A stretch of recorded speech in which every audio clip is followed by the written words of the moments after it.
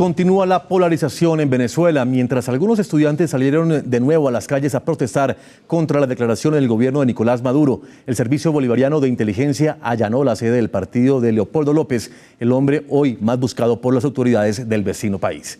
A esta hora hacemos contacto con Jorge Luis Pérez, nuestro corresponsal permanente de Redma Noticias en Caracas. Hola Jorge Luis, buenas noches. ¿Y qué ha transcurrido hoy en esta jornada? Hola, muy buenas noches. El gobierno venezolano admite que en defensa de la soberanía, cualquier sitio en Internet o cualquier señal extranjera puede ser bloqueada. Para los estudiantes, tales regulaciones solo se permitirían en regímenes dictatoriales. La protesta de este lunes se dirigió a CONATEL, el órgano gubernamental que señalan de ser la oficina de censura del Estado. Fue un recorrido de gran emotividad. El padre de Robert Redman, uno de los 2 estudiantes asesinados la semana pasada, encabezó la movilización.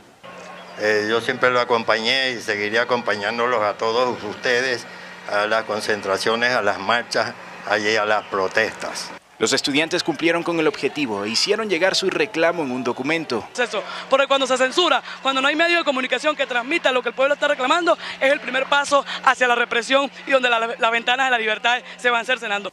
Pero el gobierno insiste en desestimar tales denuncias. En Venezuela existe total libertad de coberturas. Argumentan que simplemente aplican la ley a quien atente contra la estabilidad del país, sean medios de televisión o de Internet. Para la promoción del odio, para la promoción de la violencia y para el desconocimiento de las autoridades. Mañana será una nueva jornada de protesta, con la diferencia de que no solo la oposición, también el oficialismo ha sido convocado a tomar las calles de Caracas.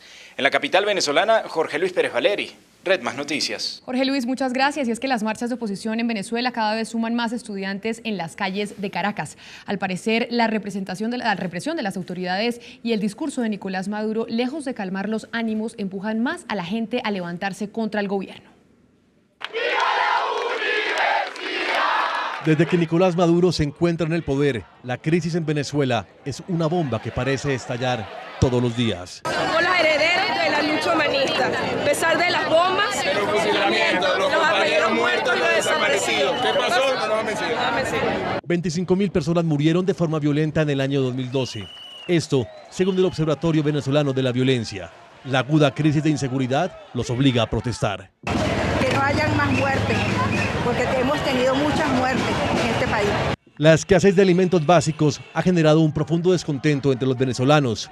Algo claramente entendible, pues Venezuela es uno de los países más ricos por fortuna petrolera, pero su inflación es la más alta del mundo. Estos son los estudiantes de Caracas.